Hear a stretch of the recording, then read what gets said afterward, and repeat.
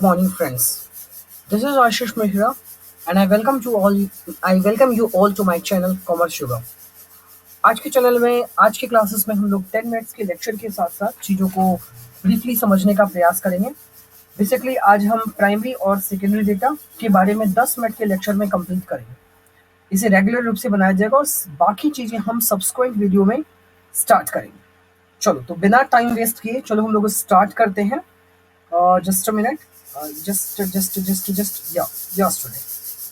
चलिए तो स्टार्ट करते हैं। बेसिकली हम लोग बात करते हैं मेथड ऑफ प्राइम। देखो, दो टाइप के डेटा कलेक्शन की अगर हम लोग बात करें माय डियर स्टूडेंट्स, तो दो टाइप के डेटा हो सकते हैं। एक तो हम बात करते हैं primary data, P type of data की, और एक होता है आपका सेकेंडरी डेटा। ओके, तो primary data is basically called the first hand data. ऐसा डेटा जो फर्स्ट टाइम कैलकुलेट किया जाता है उसको फर्स्ट हैंड डेटा के नाम से भी हम लोग जानते हैं। Got it my dear students? Okay, तो इसको हम लोग प्राइमरी डेटा कहते हैं।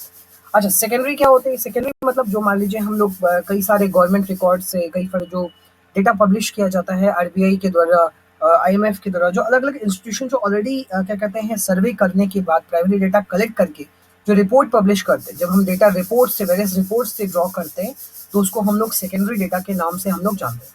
चलो पहले देखेंगे कौन से मेथड है प्राइमरी डेटा कलेक्ट करने के। तो प्राइमरी डेटा बेसिकली दो तरीके से कलेक्ट किया जा सकता है। First of your observation method and second is your interview method. What is my dear students? Okay, interview method को भी हम लोग बेसिकली तीन भागों में बांट सकते हैं। एक तो mail, by sending questionnaire through the mail, telephonic interview और पर्सनल इंटरव्यू।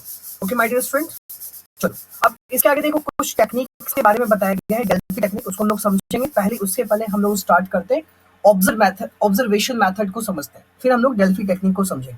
देखो, ऑब्जर्वेशन मेथड क्या होता है? It is a method under which data from the field is collected with the help of observation by the observer और by personally going to the field. मतलब अभी simply हमारा जो क्या कहते हैं इंटरव्यूअर क्या करता है, वो किसी से कोई कुछ भी पूछता नहीं, सिंपली जाता है और चीजों को ऑब्जर्व करता है। कि मान लीजिए हमें पता करना है कि कोई किसी चीज का प्रोडक्शन कैसे हो रहा है, हम जाके ऑब्जर्व कर रहे हैं।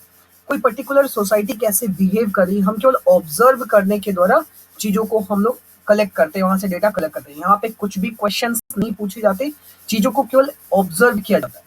फायदा क्या? दिक्कत यह है कि जब आप किसी से कोई चीज पूछते हो, कोई इंटरव्यू करते हो, तो वो एक आर्टिफिशियल वे में अपने आप को बनावटी तरीके से भी चीजों को बता सकता है। बट आप किसी को रियल टाइम में ऑब्जर्व करते हो तो हमें एक रियल चीजें हमें पता चल पाती हैं, एक बेसिकली रियलिटी हमें पता चल पाती है। क्लियर है? So this is the best method. Clear है? अच्छा, अब सेकेंड मेथड की मैं बात करूं, इंटरव्यू मेथड। अच्छा, इंटरव्यू अब होता क्या है कि केवल ऑब्जर्वेशन से काम नहीं चलता, कुछ चीजें हम केवल ऑब्जर्व करके पता नहीं कर सकते, तो हम इंटरव्यू कलेक्ट करते हैं, इंटरव्यू कंडक्ट करते हैं। इंटरव्यू में बेसिकली क्या किया जाता है कि लोगों से पूछा जाता है, कोई हमारा इंटरव्यूअर होता है जो रेस्पोंडेंट से डायरेक्टली क्वेश्चन करता है।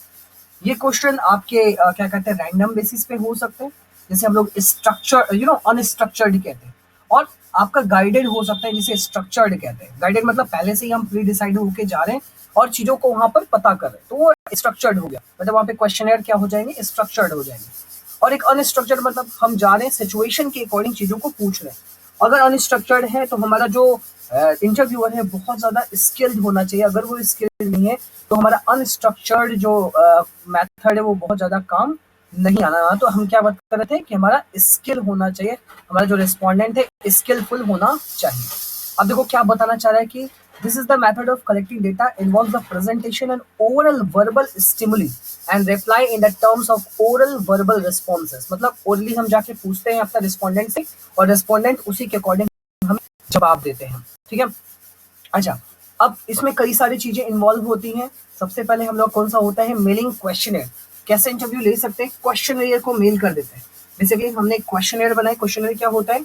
कई सारे क्वेश्चंस का एक ग्रुप होता है जो मान लीजिए हमें जिस भी चीज के लिए मतलब जिस भी पर्पज से हम डेटा कलेक्ट करना चाहते हैं उसी पर्पज के अकॉर्डिंग हम क्या कर देते हैं क्वेश्चंस बना लेते हैं, ताकि हमारे लिए वो डेटाज हमें कलेक्ट हो जाए, डेटा हमें मिल जाए, और उसको हम क्या कर देते हैं सेंड कर देते हैं विद अ रिक्वेस्ट कि जो भी हमारे रिस्पोंडेंट है वो आंसर्स को रिप्लाई करके क्या करे, हमें फिर से मेल कर दे उसके आंसर्स को। तो काफ़ी सिंपल मेथड है क्वेश्चन में, जो लोगों का समय भी व्यर्थ नहीं होता। जब भी हमारा रिस्पोंडेंट खाली समय में होता है, वो क्वेश्चंस का जवाब दे देता है। तो वो क्या बोल रहा है कि under this method questionnaire asks mail to the different respondent, okay, and they are requested to send their comments through the mail. मतलब मेल के द्वारा ही बोला जाता है कि आप अपने कमेंट्स को क्या करिए, हमें सेंड कर दीजिए। बट मेन प्रॉब्लम क्या होती है, this method is we can't approach illiterate person through this method and most of people do not reply of the mail. आप देखोगे इस समय इतना हेक्टिक समय है कि लोग खुद के लिए समय नहीं निकाल पाते। और बेसिकली अगर हमें देखा जाऊं कि इंडिया जैसे कंट्री में इलिटरेट लोग ज़्यादा है और ऐसे लोग हैं जिनकी पहुंच मेल तक नहीं है, तो बेसिकली हम उन लोगों तक नहीं पहुंच सकते जहाँ पर जो लोग इलिटरेट या फिर जो लोग इंटरनेट से कोई ताल्लुक नहीं रखते। तो हम कह सकते हैं कि ये मेलिंग क्वेश्चन है कहीं ना कहीं टोटल ब्रॉड अप्रोच नहीं कर सकता इंडिया जैसे कंट्री में। ओके, आगे चलते हैं टेलीफोनिक इंटरव्यू। अभी इसमें क्या करते हैं हम लोग, टेलीफोन के माध्यम से मतलब डायरेक्टली अपने रेस्पोंडेंट को कॉल करते हैं और उनसे जो भी इंफॉर्मेशन लेनी होती है वो हम लोग ग्रैब करने का प्रयास करते हैं। Got it my dear student? अच्छा, ये मेथड एक तरह से मेल इंटरव्यू के जो डीमेरिट्स है, उसकी जो लिमिटेशन है उसको दूर करने का काम करता है। इसमें बेसिकली हमारा जो इंटरव्यूअर है वो उन क्वेश्चन को बहुत आसानी से समझा सकता है रिस्पोंडेंट को, जिनका मीनिंग रिस्पोंडेंट्स को नहीं पता होता। जैसे हमने किसी को मेल कर दिया, कुछ क्वेश्चन मान लीजिए वेग हो गए, अस्पष्ट हो गए हमारे रिस्पोंडेंट के लिए, तो उसका आंसर वो डेफिनेटली नहीं देगा। बट अगर टेलीफोनिक इंटरव्यू है तो कुछ भी चीजें समझ में नहीं आई तो आसानी से टेलीफोन के माध्यम से पूछ सकता है। बट अगर लिमिटेशन की बात अगर हम करें तो इसमें हाई कॉस्ट इन्वॉल्व होता है। क्यों हाई कॉस्ट होता है? बिकॉज हम कह सकते हैं कि एक तो आपको टेलीफोन का खर्चा उठाना पड़ेगा, दूसरा हमारा जो इंटरव्यूअर है स्किल्ड होना चाहिए, उसके पास वो स्पीकिंग स्किल होनी चाहिए, वो मैनर होने चाहिए जिससे वो अपने रिलेटेड इंफॉर्मेशन को आसानी से ग्रैब कर सके। अगर ऐसा नहीं है, और डेफिनेटली अगर आप स्किल इंटरव्यू का पॉइंट करोगे तो उसको ज़्यादा पे करना पड़ेगा। अगर ऐसा नहीं है तो वो इन्फॉर्मेशन हमें नहीं मिल पाएगी जो हमें चाहिए। Got it my dear students? Okay, अब देखते हैं personal interview. Under this method personal interview is conducted by the interviewer personally. जो मैंने कहा था ना अभी, मेल क्वेश्चनियर हो गया, उसके बाद टेलीफोनिक हो गया। इसमें क्या होता है, पर्सनली जाता है। जैसे होता है ना कि एक बार पहले मेल भेजा या फिर फोनिक किया, इस वाले इंटरव्यू में पर्सनली जाता है। और ये उनसे ज्यादा, मतलब कह सकते हैं टेलीफोनिक इंटरव्यू और मेल्ड क्वेश्चनियर से ज्यादा इफेक्टिव हमारा पर्सनल इंटरव्यू होता है। वाई, क्यों ऐसा होता है?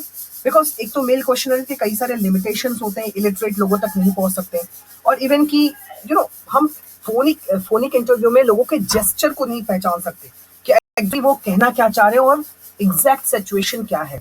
बट अगर पर्सनली होगा तो वो पर्सनल इंटरव्यू में खुद जाएंगे, रेस्पोंडेंट या तो क्वेश्चनियर के साथ जाएगा। क्वेश्चनियर आपकी मैंने बताया स्ट्रक्चर्ड हो सकती है या अनस्ट्रक्चर्ड हो सकती है, क्लियर है?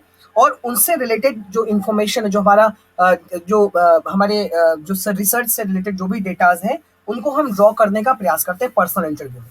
बट इसका यही के लिमिटेशंस है कि यहाँ पर भी आपका जो रेस्पोंडेंट है, जो हमारा इंटरव्यूअर है, वो काफी स्किलफुल होना चाहिए, उसके अंदर प्रॉपर स्किल होनी चाहिए ताकि वो उस माहौल के अकॉर्डिंग चीजों को समझ सके और क्वेश्चन ग्रैब कर सके, है ना, जिससे ना तो हमारा रेस्पोंडेंट को कोई गुस्सा या फिर उसके इमोशनल हर्ट ना हो, क्लियर है? अच्छा, अब ये मेथड थोड़ा सा आपके लिए नया होगा, फोकस ग्रुप मेथड, क्लियर है?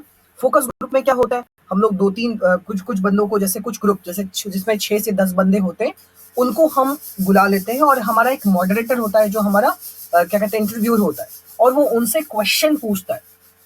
स्पेशली ये जो ग्रुप होता है वो एक ही डेमोग्राफी से रिलेट करता है ताकि आसानी से उनसे हम इंफॉर्मेशन ले सके। देखो क्या बोल रहा है, focus group is a group of interview involving a small number of demographically similar people.